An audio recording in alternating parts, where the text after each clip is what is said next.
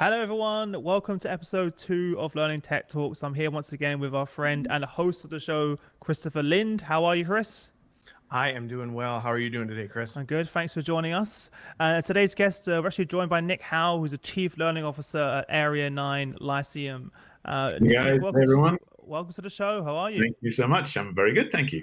Thank you. We're all over the world today, are we? Where are you tuning in from today? I am in Los Angeles, California today. Nice. So we got West Coast, we've got Midwest, we've got Europe. Yeah. So London. Unfortunately, not too early for you guys and not too late for me, so it's perfect. No, for everyone. this is the perfect time. Look, thanks so much for joining us, Nick. Before we jump in, tell everyone a bit about yourself personally and sort of your journey to where we are today, Area 9. Without spending too much time, it's been a strange journey because I'm kind of in the most people-y part of business that you can get. It's all about human development. But I started out as an engineer, and I'm kind of an engineer by bent and by training. So I'm a chemical engineer, worked in petrochem, moved into IT, did all kinds of things. From there, got into running professional services for a big IT firm, and that was my first toe in the water with this whole education thing. And owned our customer education business. Decided I liked that more than anything else I'd done. So kind of spent 15 years as a chief learning officer at Hitachi, and saw the good and the bad of the corporate L&D space. And then 3 years ago, made the switch over to Area 9. And I guess we'll talk a lot about that in the course of the next hour. So I'm curious, right? So you've been on the corporate side of the house, and Yep. I'm always interested when people move from the corporate side over to, as David James put it last week, the dark side. Right? Yeah. So what took you on that journey over?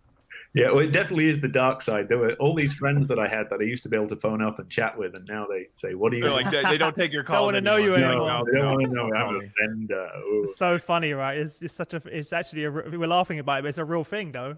As soon as you move away, it is. I'm a vendor now. Yeah. What took me over? It was frustration. I mean, so part of it was, I'd been in big corporates for 30 years, and I was looking to do something different. But the real impetus for it was just a big wake up call I got in round about 2013, when I was looking at what we were doing as an organization. We were spending, more than $10 million a year on education for the organization. And it was award winning, and everything on the surface looked like it was really good. Yep. But I was worried on a couple of fronts. One, just as a business leader, because my background was not in HR. I came out of the business. So as a business leader, I was worried that if my CEO phoned me up and said, "So what am I getting for this $10 million every year?" Yeah. I might have to dance around that a little bit, because I could talk about how much we were doing, but I couldn't really talk about impact, which worried me a lot. And then the other one, which was, I think, as important, was I knew that we had this massively heterogeneous audience in the organization. People from all kinds of backgrounds, different industries, different tenures, different needs fundamentally. Yet we all know you have to deliver training at scale. And the compromise that you make is, therefore, you do one size fits all, or as I used to refer to it, as one size fits none. We were pushing out the same programs to the entire global sales force, for example. And even though I knew they had different needs, I couldn't service those needs. So I set off on this, what has now been a 7-year journey, to try and figure out, how do I solve those two problems at the same time? How do I demonstrate impact and know that I'm making a difference? And do that in a way that meets the needs of individuals. And that led me initially to being a customer of Area 9, and then to come over and join them. Okay, cool. Well, I mean, and I think one of the things you brought up there that I think is really important in learning and development is it's easy to get caught up in our activities versus the outcomes. Right? Yeah. Oh, we're doing so much stuff. Look at all this stuff, and we got this award for this, and we're so busy. And then at the end of the day, we're like, right, but what did we get out of that? And sometimes it's easy to kind of go, well, I guess we don't know. Yeah. So with that, Area 9 Lyceum, I'm familiar with it. I know what it is, but tell me and anybody watching just the elevator pitch of a little bit, what is it? What is it? What is it? Yeah, well, and my job is to tell people what it is, so I ought to be good at that. All right, good. we will see how I do. So we have spent, as an organization, 20 years looking at how do people learn, and more specifically, why don't people learn? Okay. The organization started out when two doctors came together to look at why do physicians make errors in practice, and what could you change about the way that medical teaching happens so as to avoid some of those preventable errors. And over the years, we've been able to apply that same philosophy to pretty much every industry and every type of learning and development. So fundamentally, what we do is create software that allows training to be personalized at the point of consumption, so as to create much better impact. And the underlying kind of causes for that are, if you study the literature and you look at what works in human development, how do people learn? Pretty much the best possible way of learning is from a personal tutor. If someone can guide you and meet your individual needs, you will learn much more quickly, and you will learn much more, and through that process become much more self-aware. The trouble is, not everybody can have a personal tutor, and certainly in the corporate space, it's almost impossible. So the challenge that we set out to solve was, can you create the impact of a personal tutor, but be able to do that at scale for a price that isn't going to break the L&D budget? And so that's what we do. Okay. So that's, and I know I haven't gone through it, or I have gone through it. It's a different experience. And I think that's something that, you know, if you've gone through one of your Area 9 courses, it's not what people may be used to, you know, in terms of, because getting to personalization, I think in our industry, we've always aspired to that, but I think technology hasn't always allowed us to do it, because it sounds great, but being able to give everybody a personal experience. So how is it doing that? I mean, under the hood, right? We were talking about testing before the show, but if we were to look under the hood of Area 9, what is it doing? And then we can kind of translate that to the user experience, so that we can say, okay, this is what the machine's doing. This is how, as a user, they're actually experiencing that. Yeah. Well, first of all, I think it's helpful just to define what we mean by personalization, because it's one of these terms that gets used. That's true. That's a buzzword, right? Adaptive personalization. Your take on what that means, so we can set the bar straight. There are kind of two main definitions of personalization from my perspective. One is this whole Netflixization of learning, which is the thrust of which seems to be, how do we figure out what topics might be relevant to you? In the same way Netflix is trying to figure out what film might you like. The personalization thing from that perspective is, you're doing this role, or you've been with the company for this long, or you're just being onboarded, therefore these things will be relevant to you. Okay. That is not what we do. That arguably is a relatively simple problem to solve, because a lot of it is just driven by metadata. You know, you can throw any kind of technology at that and solve it. The much more difficult problem to solve is, once you've decided that you want to learn something, or someone has decided that you need to be proficient in something, how do you make that happen in the best possible way? Given that we are all unique, we all have different needs, we all come to it, you know. So you and I, say all three of us decide we want to get better at podcasting. Well, clearly we definitely want to do that. Very different. Yeah. We all need to do that. You make a course on that. we come from very different starting points. And so it would be mad to think that we could all just take the same course and suddenly we'd all become proficient.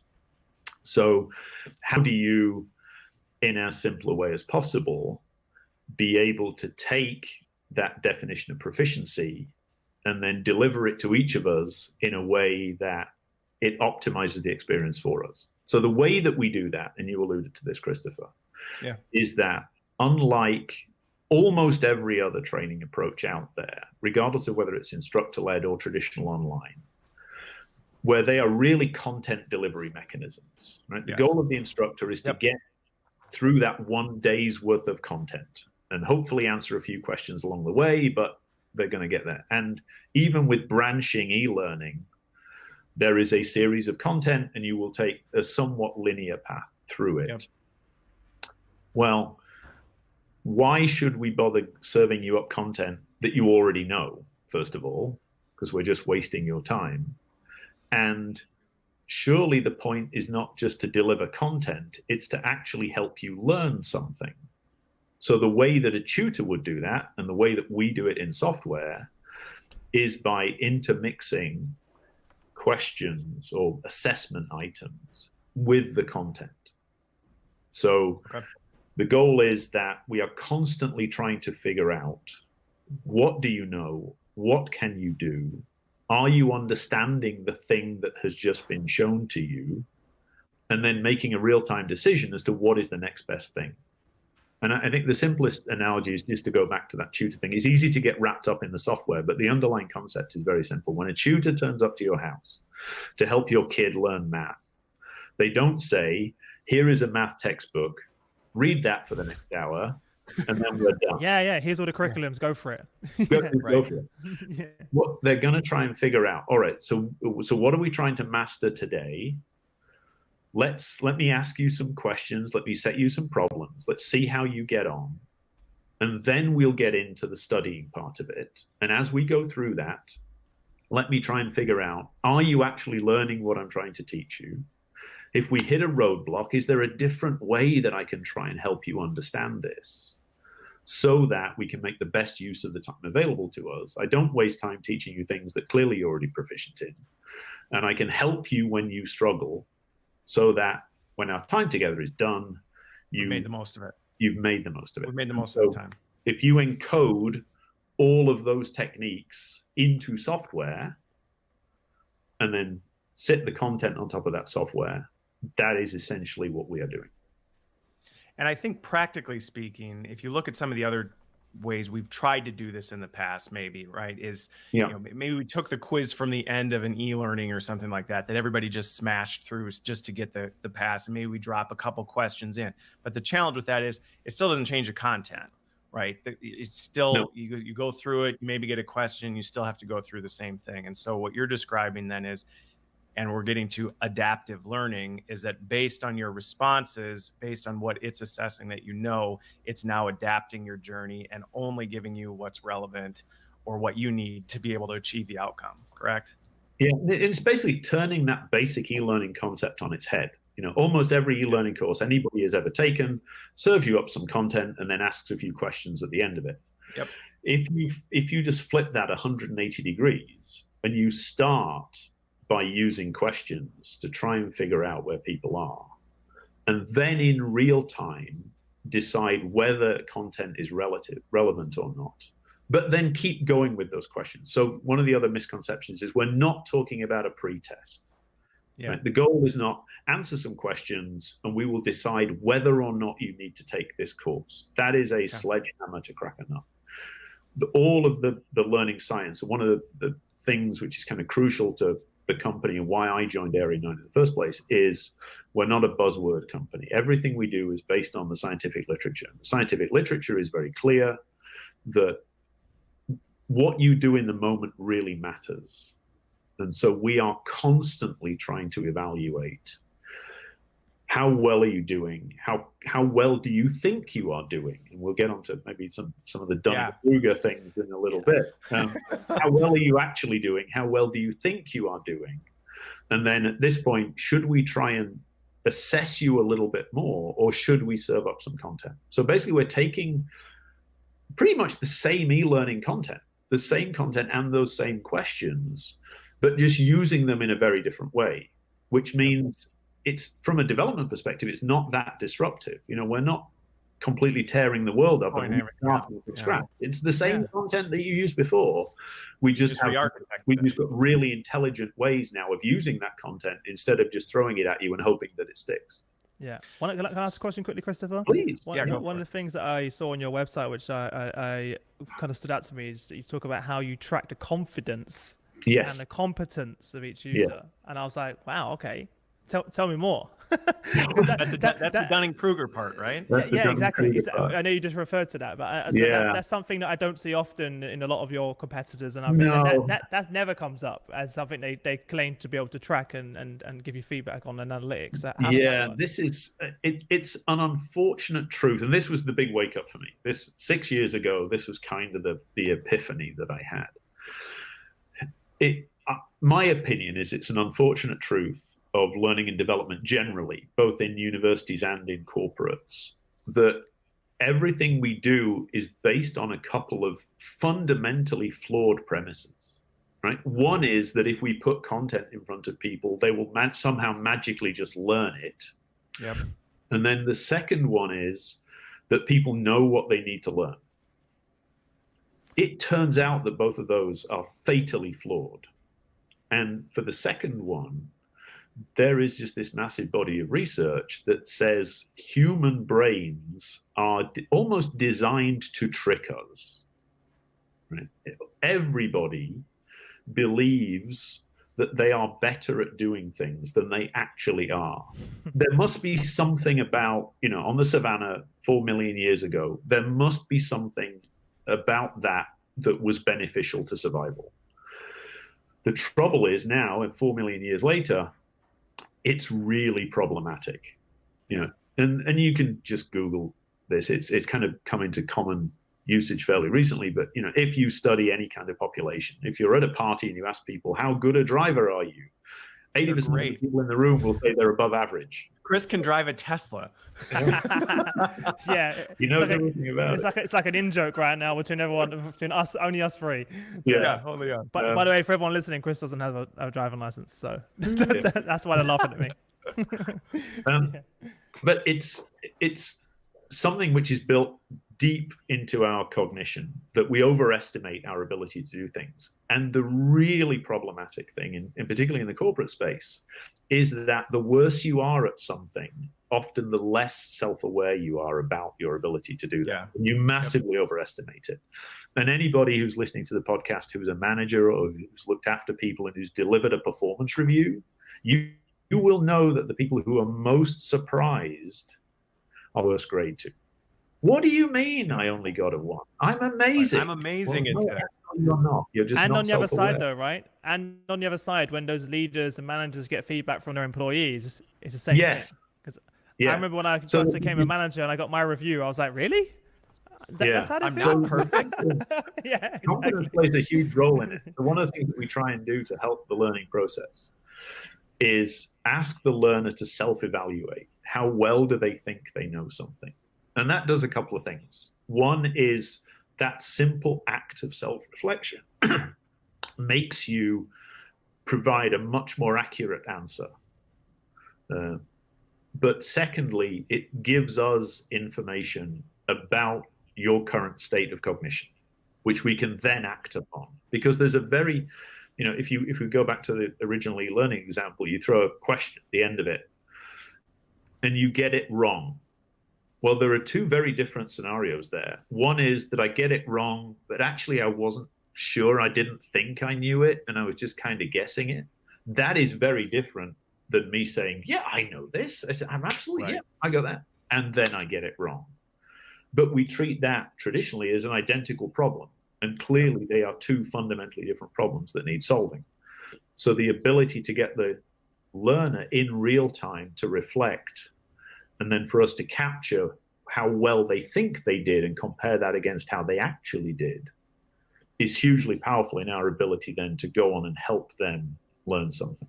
When you're combining that, right? I've seen tools in the past where they do just the self-assessment piece, but like what you just talked about, that's incomplete, because if you're not benchmarking that against what do they actually know, it's really a false read, because you're saying, well, yeah, you think you're great at this, but we really don't know what your skill set's at. So I assume that you're combining that with the actual, okay, yeah, here's what you think, here's what actually is true, and then you're putting that together. Yeah, and then the real magic, of course, is that response is noisy, because we can't necessarily just take what they say as being a true reflection.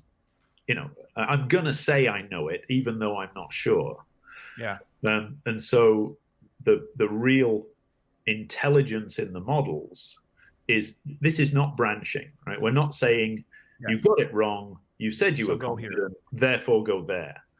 It's much, much more subtle than that. And so we're running those responses through algorithms and looking at that pattern of behavior longitudinally as well, and then trying to figure out over time what is the best way for us to help you learn, and making corrections in real time. And I kind of hate to use this analogy because it's an overused analogy, but it is the best one out there. And it's really like applying Google Maps to that learning process. So my analogy is that traditionally learning is very much like paper maps. It's been around forever. It served its purpose for a very long time. It was the best we could do. Doesn't update. But nowadays, if you want to get from A to B, then how often are you going to reach into the drawer and drag out a paper map? You're not. You're going to bring up the phone because it knows about traffic. It can help you if you get lost, right? It gets updated in real time when road closures happen. And that's my analogy for the way that adaptive learning compares to e-learning. E-learning is very linear. It can't adjust if you get stuck. If you go off the reservation, it has no clue that you've done that, and it can't help you get back on. The goal of adaptive is we know you are going to struggle. We know you are going to get lost. Therefore, let us build that into the learning process so we can help you be successful. Well, and what you brought up there is something that I see facing resistance in our industry a lot, is that what you said is right. We did the best we could with what we had in the past.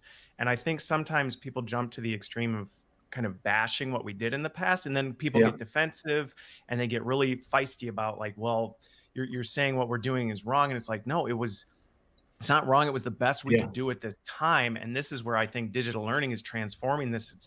We're able to do things we couldn't do in the past. Absolutely. We're able to do things we wish we could have done, but either resource-wise, just capability, scalability-wise, we just couldn't do it. And now some of these technologies coming out are allowing that, because and I'm curious on this because you hit on it when you talked about the algorithms.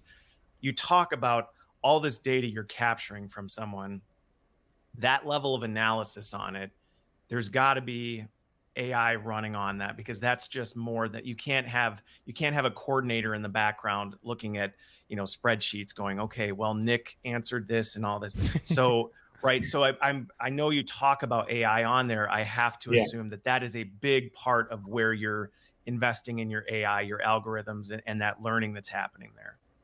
Yeah, it is. But again, AI is one of those terms that gets thrown around. Another word, it's a big one, right? It's another big buzzword. And so, without going too far down the rabbit hole, so yes, you are right.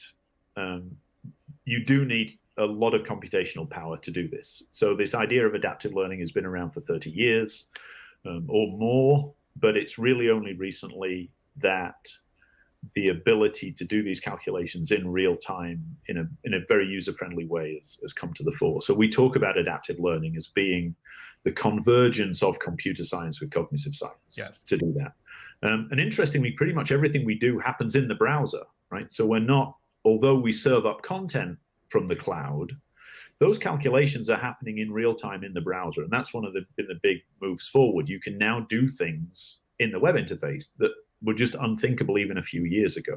So that's one. The second one is kind of in the general milieu, people think of AI and machine learning as being the same thing, whereas machine learning is, preaching to the choir here, but for the uninitiated, machine learning is a very small subset of this broader artificial intelligence construct. And certainly from our research, and we have some very, very smart people working on this, more than 2/3 of our company are software engineers. So we are very heavily biased towards software engineering. There are a number of companies out there, a number of startups who think this is a machine learning problem, that if we get a lot of data from learners and then we feed that into some kind of machine learning algorithm, it will be able to figure out what the right thing to do is. It turns out that there are two big problems with that. One is the data sets are often not large enough, right? And again, one of the examples I give is, how much is Netflix spending on its its machine learning algorithms to try and make recommendations for you. And how good are those recommendations, right? Often not very. Not that great, yeah. Not that great. And they've got a ton of data. They're spending huge amounts of money on that. So I think anybody who thinks, oh yeah, I can just get a little bit of learner data and throw it into machine learning algorithm and the world will be a happy place. Yep. You know, there's a bit of a wake-up call. And the second one is that the human brain is very noisy. And what we've found is that even if you have a lot of data, it is very difficult to get those algorithms to converge in ways that truly meet the needs. And so yes, we use AI, but what we use are algorithms that have evolved over quite a number of years that are often still handcrafted and hand-tuned. Okay. But they work, right? I mean, that's the good thing. We've trained something like 20 million learners. We've got 20 billion data points that we've been able to run through the algorithms. And those algorithms are getting smarter over time. As more and more people take these types of training, we get more edge cases. Yep. And the interesting thing is we've now got to the point where these algorithms are sufficiently robust that, I mean, we teach 5th grade students, 10, 11-year-olds, all the way up to folks at the end of their careers. We teach physicians who are becoming board certified, and we teach pretty much every domain that you can think of. So the state of the art is now to the point where pretty much any subject for almost any age is amenable to these types of adaptive learning approaches. Well, and I know when we'd first met and talked about having on a show, that was one of the things when we started talking about, okay, there's a lot of noise out there about adaptive learning. A lot of people are saying, oh yeah, our platform does adaptive learning. And when I asked you, is that, what's your big competitive differentiator? That was really what you talked about, was the accuracy and the ability for your platform to be able to do that very well, because other people might be able to do adaptive, but back to your Netflix analogy, if what it's adapting isn't actually very accurate, then it's all for naught. Yeah, and I come at this from a position of a customer, right? So I was a chief learning officer. You were the customer. I had thousands and thousands of employees that I was responsible for developing. And when I was first looking at this adaptive learning thing, my first kind of binary decision point was like the Hippocratic Oath: first, do no harm. Yeah. So I had to make sure that whatever we were going to do was not going to accidentally create a worse learning experience for someone. Yeah. So part of evaluating this whole adaptive learning space was understanding, are you actually able to meet the needs of this very broad range of people that you can't predict in advance? You know, I don't necessarily know what people need. And therefore, I have to rely on the software to be able to make those adjustments in real time, regardless of whether I am a new hire in Tupland or I'm a salesperson or a doctor who's been working in that space for 30 years. Yeah. And that's the real trick. So two follow-up questions on this, because I think this is something that I've been interested in, and I'm curious your take on this, is that a lot of times in learning and development, and even back in my education days, we can sometimes fall for the myth that everything's people don't know something. And sometimes it's just, you just need to do something. Yeah. And so when I look at the capability of Area9, it's not a tool for every job, right? Because sometimes it's just, I just need to get something done. I just need some support to get through it. I don't need to build out my knowledge base. What are some, and we don't have to go super deep, but what are some practical use cases where, hey, this is really a good problem for this tool to solve? And what are some where you'd go, no, adaptive learning does not make sense. It's overkill. To try and throw it at that is not a good use of time and resources. And you're better served with a job aid than a whole adaptive learning experience on how do I get into my HR system and, file an expense report. Absolutely. So several comments on that. So one, it is not a panacea. Absolutely. And I think anybody who claims that, you should probably stop talking to them. just end the podcast right there.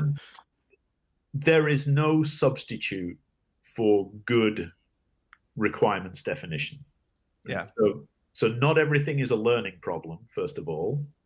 and then even if it is or not even a performance problem, if it is a performance problem and a learning problem, then the example you gave is one of the best ones. Is this something that I need to remember and know how to do, or is it something I can look up and get performance support in real time?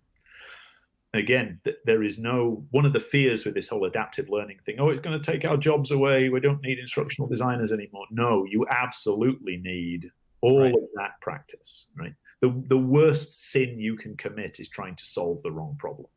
Yep. Or throwing technology at a problem that didn't exist or didn't need it in the first place. So what it is good for, a general statement I would make is that,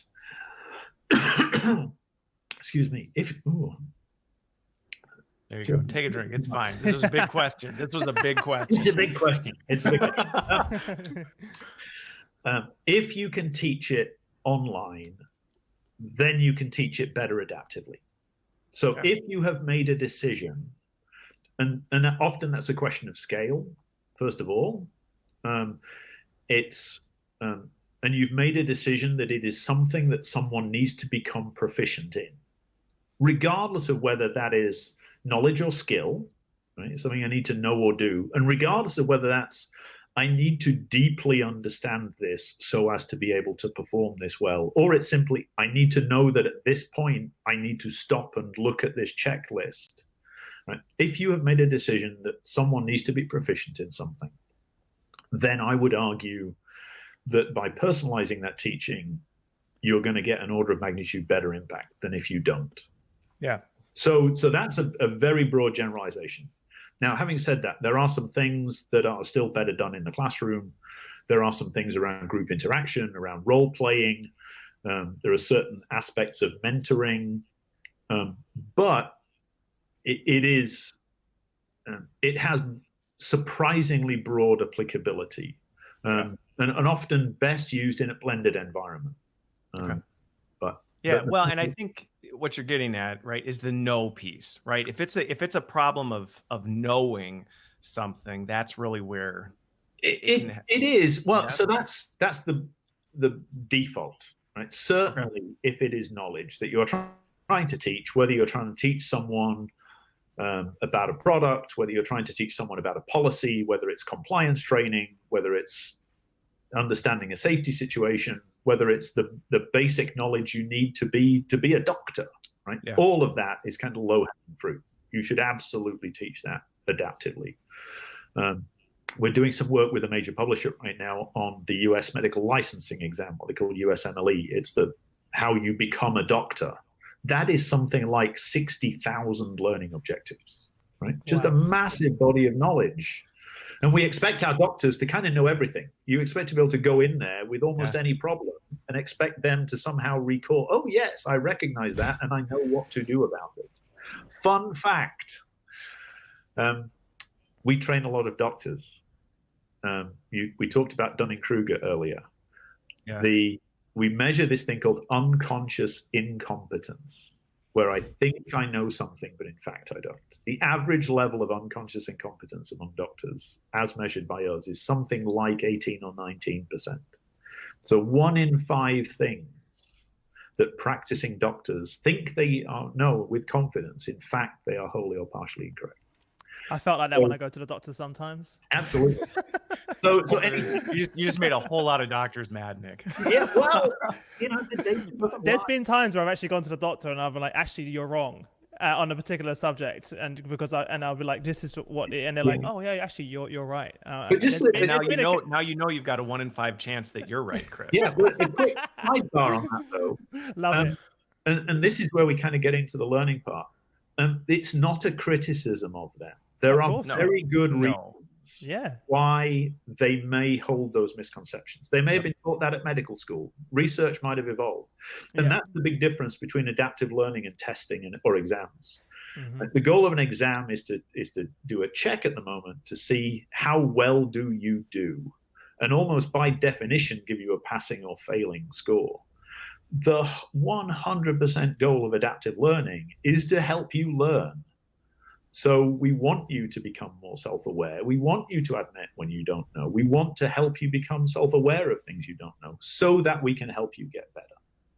And that is certainly applicable across the knowledge domain. But it also applies to skills. Now, it is typically more difficult to teach skill online, but ultimately, where this is going to go in a few years' time is that certainly for some of those skill items, the convergence of AR and VR with personalization. I mean, ultimately, that's what you want. You want the immersion of being as close to the work experience as you possibly can be, but you also need to be able to meet the individual where they are. But for the time being, as I say, if you can teach it online, apply adaptivity to it, it'll make it better. Well, and I mean, I can just say from my own personal experience, right? There's nothing more frustrating. This is what we deal with in L&D all the time.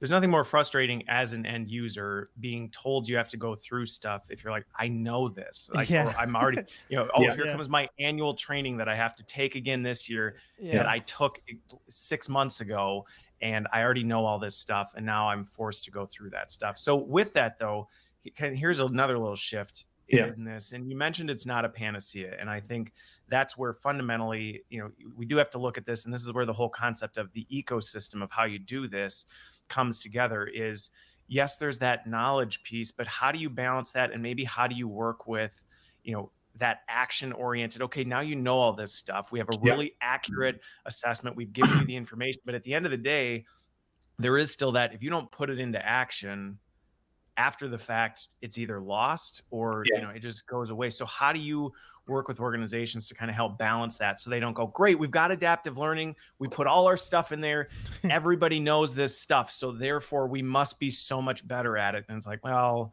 maybe not. You ask some really good questions. So these are the hardest ones. My brain is going in 17 different directions. So let me just say one thing first of all. So again, as a chief learning officer, one of the things I never defined us as a training organization. First of all, the goal I saw, our goal of organization was the best use of company capital to build capability. Right? So at that point, if you can't answer the question, am I actually building capability, then you probably ought to go and reevaluate what you're doing for a living.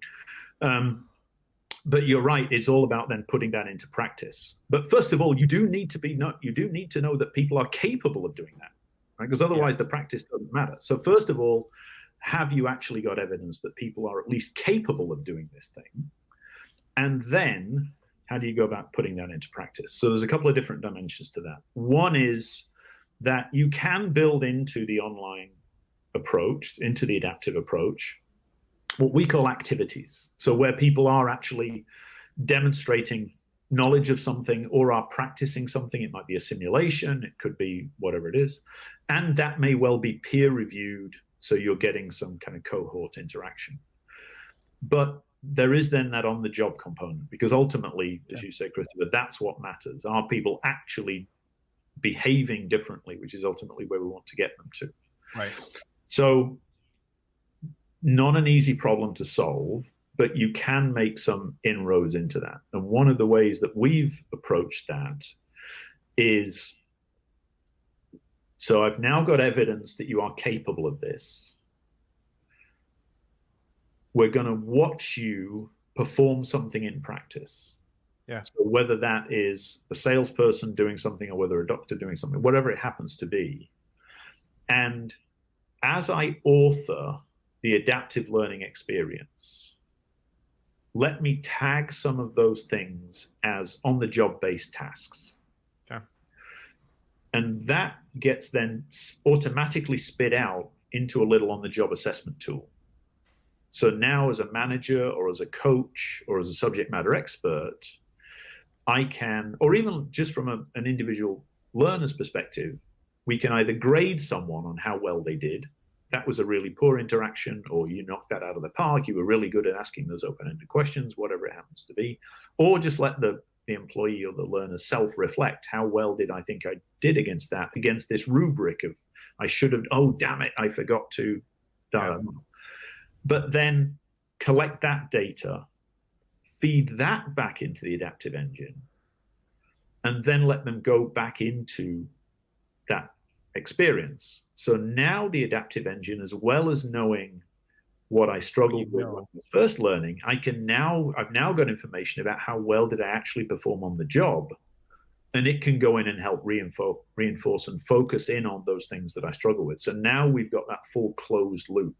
Now you can still do, that doesn't replace job aids or whatever else performance support might be needed. And it doesn't eliminate the need for a manager to be supportive and all those types of things. But at least it is providing that closed loop feedback between real world application and behavior and the things that we're actually trying to teach someone. Okay. Nick, how do you go about helping companies when you're onboarding them personalize the platform to their needs? As that sounds like is it a lot more work than the traditional approach? Because it sounds that way. No, there's nothing, there's almost nothing needed. It's because the beauty of all of this is, when you use Google Maps, you don't care about all the stuff that Google has to do in the background to make that work. You've got a super simple user experience. And that's what we've tried to do with adaptive learning. Right? We don't want the technology to get in the way of creating those learning experiences, because we are not a content developer, generally speaking. The platform is used by organizations who are developing their own content. So whether I'm an airline that's training pilots or ground crew, or whether I'm a hospital, whatever it happens to be, then it's their content. And so we want to make sure that we remove any barriers they might have to getting that content and making that as a powerful learning experience. So there is no customization, there's no tuning of the algorithms, there's no optimization of the algorithms. You author the content in a way that looks like any other authoring system, pretty much. Okay. You add some assessment items to it, which you would probably have to do anyway if they were just normal summative questions, but you author. I'd argue, admittedly, a few more questions, because we do want to try and get with yours, you want more questions. Data. But at that point, you're done. Right? I don't have to worry about what if this happens, or I've got this type of learner, or Okay. So as an organization, it's not up to us to figure out how all this stuff works, but there is an element of change in that. You talked about the fact there's authoring tools in the so you are right. You're authoring content in the platform, and then are you supporting organizations through that? Because that is a bit of a transition. That's what I mean. There's got to be a little bit of, if you've got a team of people who've developed e-learnings with the assessment at the end, and now you're saying, no, that's not how we're thinking about it. That's exactly right. That's a mindset shift, and I have to imagine you got to help orgs through that. It is, and there's a maturity curve that people go through, as you would expect. The good thing is the delta is remarkably small. There are no unique skills needed to create these adaptive experiences compared to non-adaptive. You just have to apply those skills in a slightly different way. There are probably two or three major things that you need to adjust as an L&D function. So one is that you do have to think more about what it is you are trying to create as an outcome, right? Unfortunately, a lot of training today is very content-centric. I've got a PowerPoint, I'm going to wrap it in some kind of thing and throw it out. And we call that learning. Well, no, that's content delivery. Don't fool yourself. Content delivery. Yeah. So part of it is, if you are doing good instructional design, you're already there. But it really helps if you are stepping back and thinking, what are we actually trying to accomplish with whatever it is we're going to roll out? So that's number one. Number two is the ability then to break that down into granular chunks. It is much more easy to assess whether someone could pull the right lever than, how do you assess, can you drive a car, right? That's a very complex assessment. It's much more easy to say, do you know how much brake pressure to apply in this situation? So the more granular you can make it, the easier it becomes for the adaptive engine to work its magic. And then the other unfortunate truth is it's very easy to write bad questions. Yeah. From all the years we've been doing it. All the years. True, false. Well, that's a 50% guess right there. So don't do that. Don't do that. No, don't do that. We've got these 3 really badly written answers and then this one super long paragraph that sounds actually pretty good. Yeah. So Chris, the short answer to your question is something we call learning engineering. Okay. So part of what we offer to all our clients as we work with them in this process is, first of all, let us build the first one for you. Right? We will work with your content. We will work with your subject matter expert, and we will show you what best practice looks like. Great. But then as part of that, we're going to onboard you through this process. And if you're already doing good instructional design, if you already know how to write good assessment questions, you're 95% of the way there. There are a few little things about the platform. I mean, one of my frustrations with a lot of e-learning, and particularly with EdTech authoring tools, is they've made it easier and easier and easier for non-learning professionals to create bad content. Yeah. And so part of it is just unlearning some of those bad practices. But what we've also tried to do, one of the other interesting things about adaptive is it's highly interactive. So second by second, minute by minute, you're self-reflecting, you're answering questions, you're responding, you're looking at content. That is very engaging as a process. So a lot of the things that you might typically do in non-adaptive learning to try and make it more engaging are not necessary with adaptive learning. So it can actually be simpler to create adaptive training than it is to create non-adaptive, which is somewhat counterintuitive. Okay. Nick, I'm sure everyone's thinking in the comments, could you give us an example? Could you share some stuff with us? Yeah, absolutely. In terms of a screen share, could you share something on screen? Yeah, I was like... So let me try and we'll see if we can do our Inception thing again. All right. So let me set that to full screen. We can see it, by the way. Ivan worked his magic. We're good? Yeah, we're good. Yep. All right. Let me zoom into this a little bit. So a very boring screen, I must admit. Not a lot there, but we're inside the authoring platform. And I've got 2 different modules. So those of you with the European bent will know about the GDPR regulation. Very exciting. Very exciting. Very exciting. Cutting stuff. Cutting edge data privacy regulations. And I'm going to use this as an example, but don't get too hung up on the fact that this is kind of dry knowledge-based content. What I'm going to show you, the exact same things apply to almost anything you can think of. So let me just open up the editor and we will see, again, let me zoom in a little bit here. This is typically how most sequential courses get built, non-adaptive courses built. You've got some kind of intro, you've then got a series of pieces of content, which are going to be combinations of images or videos or whatever they happen to be. And then you throw in a few questions at the end of the module to see if anybody learned anything. And you just create this simple, linear experience. We're all familiar with that. So if I look at the adaptive equivalent of that, well, it kind of looks the same, right? We've got a tree of learning objectives that are laid out sequentially and linearly. We've still got that same content that we had before, and we've also got the questions that we had before. The big difference is they're now intermixed. So I've now aligned the content with one or more assessment items and aligned that to the learning objective, the thing that I'm trying to get the learner to master, whether that's knowledge or skill. But as an author, I still go through that same process. Same process. You're following the same process as the as authoring tool is very much like any authoring tool. I've got templates. If I want to build out multiple choice questions, I can create new answers. I can mark them right or wrong. I've got all the typical drag and drop multiple choice ranking. I can create videos and all those types of things that you do in any other authoring tool. So the magic is that I can still author in the same way and I can still author sequentially. But the magic is then what happens when I use that.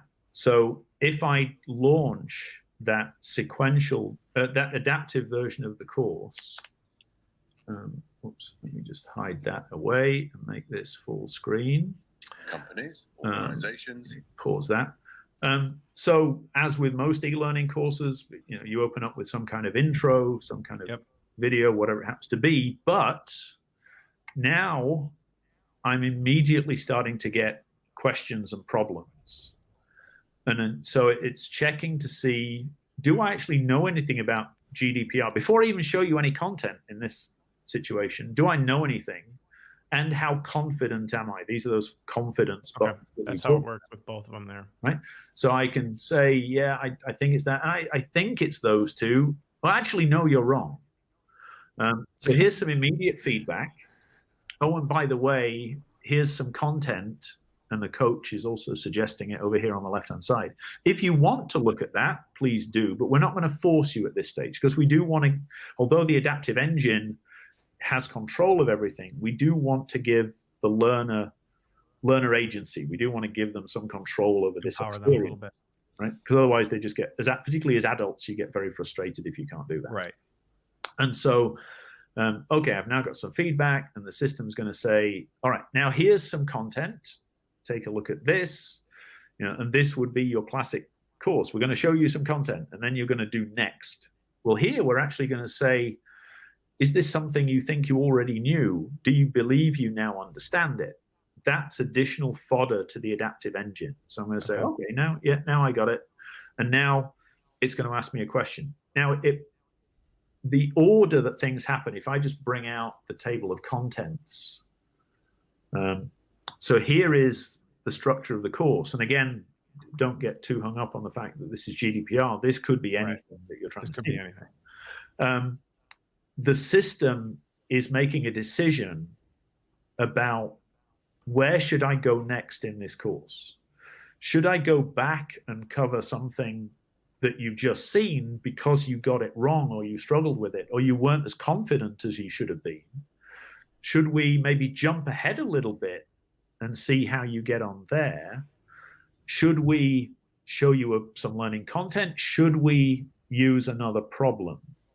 And so essentially what you've done is handed over, although the developer created this sequentially, the order that the learner interacts with it is going to be based on how they interact with it and the responses that they give, such that, and up in the top of the screen here, you'll see this red progress bar. This is not how much content have you seen. This is how many of the learning objectives have you demonstrated proficiency on to the satisfaction of the adaptive engine. And so our job is to get you through all the learning objectives, regardless of whether you need to see the content or not. And so you and I can answer the same question in the same way, but then depending on how we did when we hit next, that is completely under the control of the engine. So we can answer the same question in the same way, but it will take us somewhere else.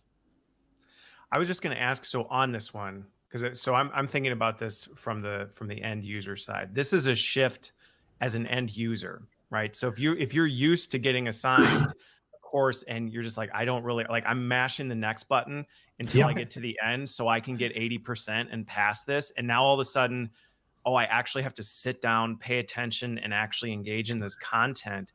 That is that can be a bit of a culture shift for an organization. Like, what do you mean I actually have to pay attention to this compliance training? Yes. Have you seen organizations work through that? And like, does that cause some resistance for folks? So again, this goes back to the comment I made earlier about first do no harm. And so I deliberately tested this before I made the leap to adaptive. As an end user, I deliberately tested this with what I believed was my most critical audience. Okay. And we've seen this repeated time and time again, that actually, I mean, there are always outliers, but in the 98th% case, that is not what happens, because whatever frustration they might see with, oh my God, I've actually got to put some effort in here, they immediately see the flip side of it, which is this is adjusting without us telling. I mean, this is the other big takeaway, I think, for the listeners.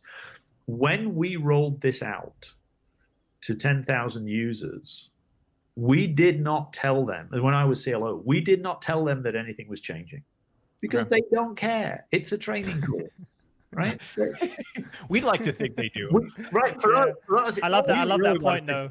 Yeah, I love that. It's adaptive. It's exciting. It's not. They don't care. They just want to do it. They just want to.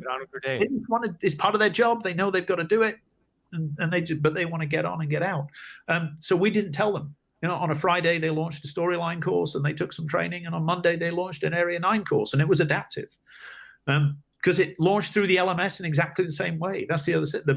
All the power, all the calculation. Yeah, that was one of the questions I was going to ask about it. Yeah. So this is completely transparent to the way that you launch the content.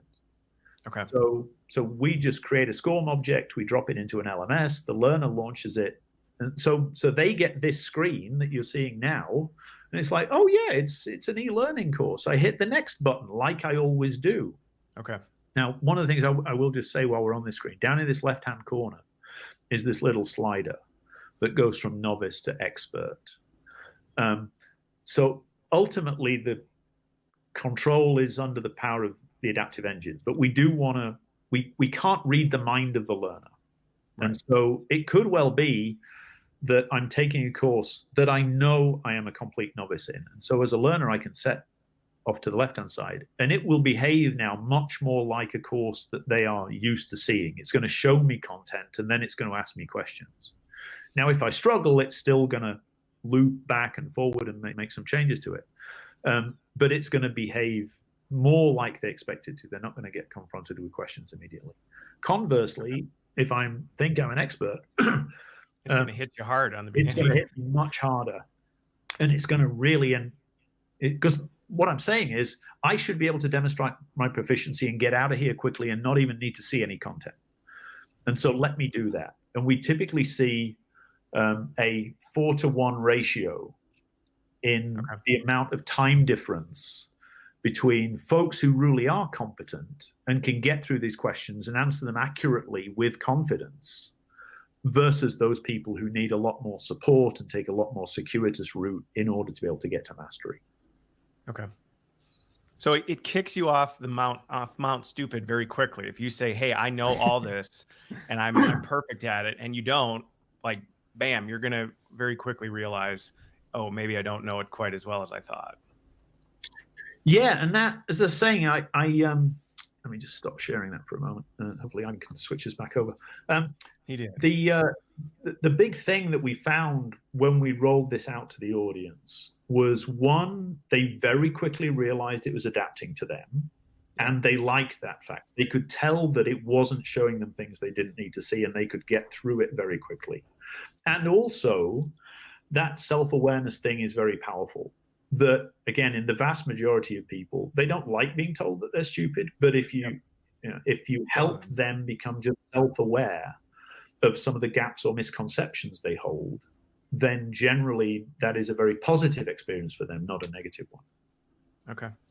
Well, I know we're coming towards the end of the time here, but I think one of the things you hit on that is important is that, because one of these things, you hear these platforms, you're like, does this mean we have to go get a new LMS, or this is a new LMS, or we have a new, a new interface?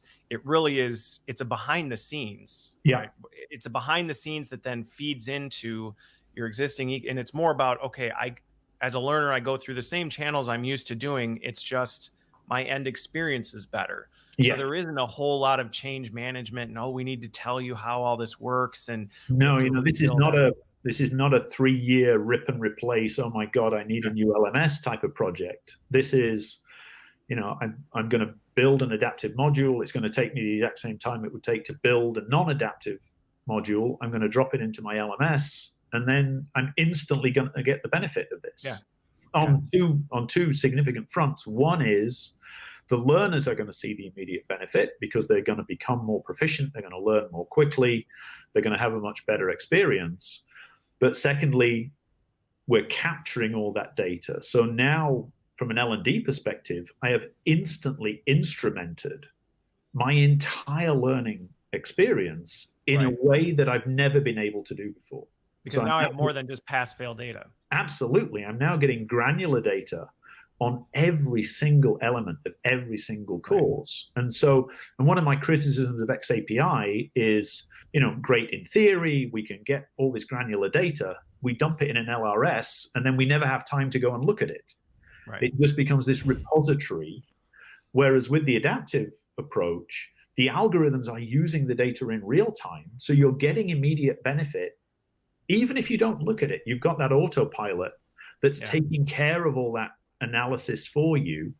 But the data's there if you want to go and analyze it later. And often we encourage, this is that maturity I was talking to you about. We will work with customers to help them reevaluate their curricula based on the data that they're getting back from their learners now. Do we even need to teach this? What are the parts of the curriculum that are working much better than others? Well, and I just see from my perspective, looking at that as being able to, because there's a lot of times we get hit with, people don't know this, or they don't know any, and we can actually go back and say, well, they do. Yeah. Maybe they do, or you're right. Maybe they don't, or this is exactly where they don't. They know this. We can make smarter decisions with that data versus just let's peanut butter spread everybody. And that was everything probably, and hope it works. Yeah, and that was, and this is kind of as we wrap up. That was probably the most powerful learning for me as I made this tradition to adaptive. We had a particular audience where we'd rolled out some training. They'd had instructor-led training and they'd had online training. And there was a general assumption that they had, they were proficient. Yep. For reasons I won't go into, we ended up then also putting them through some adaptive training. We found out that there was massive misconception in that audience because we were asking that confidence question. Yep. We found out that some people were 40% unconsciously incompetent. They thought they were doing the right thing for the customer. They thought they knew how to solve that problem, when in fact their knowledge was fundamentally flawed. And it was only when we got the adaptive data that we were truly able to diagnose what was going on and then remediate for that and correct it. And it happened, that remediation happened automatically. We didn't have to take an extra step to solve that problem. Okay. But my assertion is that many of the problems that occur in the workplace are not because people don't know something or can't do something. It's because they think they know it or they think they can do it. And particularly under pressure, people revert to stored behaviors. And if those stored behaviors are wrong, things are going to go wrong in the workplace. Perfect. Well, hey, thanks so much, Nick, for joining us on number 2. We probably could just keep going, honestly. I could sit here and keep this conversation. It's a big subject. It is. But so if folks, are watching and they're just curious and they say, hey, I'd like to learn more about what's the best way for them to either get, in touch with you or with someone there to learn more about it. Yeah. So my email is pretty straightforward. Nick@area9.dk, which is a bit weird. We're a Danish company originally, so .dk. I'm also on Twitter, Area9Nick. I'm obviously connected to you on LinkedIn. Our website, Area9 Lyceum.com. Okay. But yeah, Google me. I've done a bunch of videos and webinars on this subject. It is at one extreme, it's incredibly simple. At the other extreme, you can dig into it. Very deep. It goes on forever. So it's a fun subject. We'll link it for everyone listening on LinkedIn. We'll link everything in the description. Yes. And we've already in the description on LinkedIn, you have a link to our podcast platform where you can subscribe on any of your favorite platforms, whether it's iTunes, Google Play, SoundCloud. Choose one that's best for you. You can do that, and we'll update the show notes shortly for you with everything that you have there.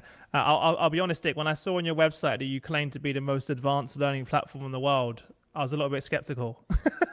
but now after this episode, you're taking me one step closer to being a believer. So good. That's awesome. Well, thanks again, Nick, for the time. Really appreciate it. For everybody watching, we're doing a shift in days. So starting next week, we're moving to Tuesday. So we'll be back here next Tuesday at 10 a.m. with Scrimmage and talking about mobile learning. But that's the change there. That'll go through the end of November, and then December we're moving to Fridays. But look forward to everybody coming back next week. Nick, thank you so much. Thank you, Chris. Fantastic. I love the conversation. All right. Appreciate it. See you there, everyone. Bye. Bye.